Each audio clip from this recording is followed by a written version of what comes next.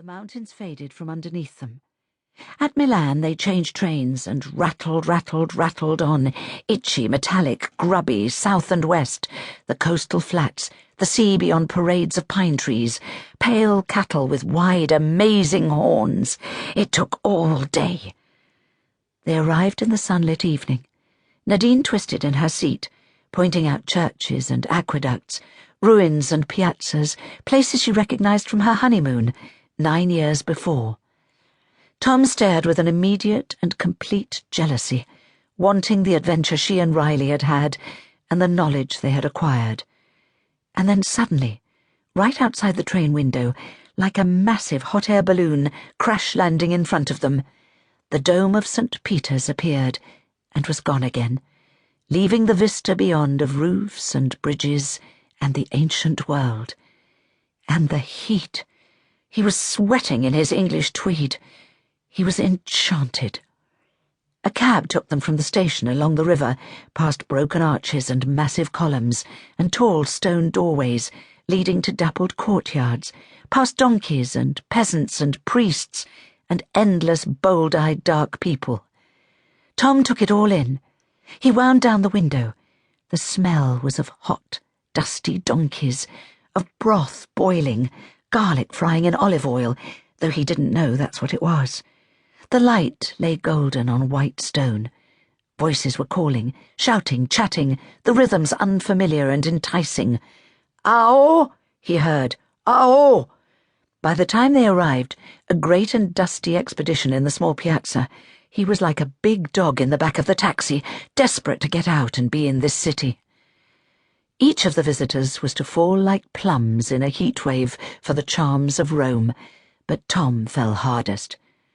They were in a piazza on an island in the river in the middle of this city, which was more like a painting come to life than any actual place that Tom had ever seen. He was practically quivering. As they drew up, a man lounging on the far side against the river wall caught Tom's eye through the glass of the window. He would catch any eye. There was something naturally flamboyant about him, an unspoken expectation of attention hanging around his big shoulders and barrel chest. His hair and his coat were long. His waistcoat was striped blue, and he was smoking, with an air both idle and attractive. The bottoms of his trousers, Tom noticed, were soaking wet. The driver was fumbling with the brakes. Nadine was saying, "Oh, darlings, look!" And as she opened the car door to get out, the man strode up, arm outstretched, black curls going back like a ram's horns from a strong brow, wild eyebrows curling off in all directions. In a fluid movement he opened the door, pulled Nadine up from her seat and embraced her.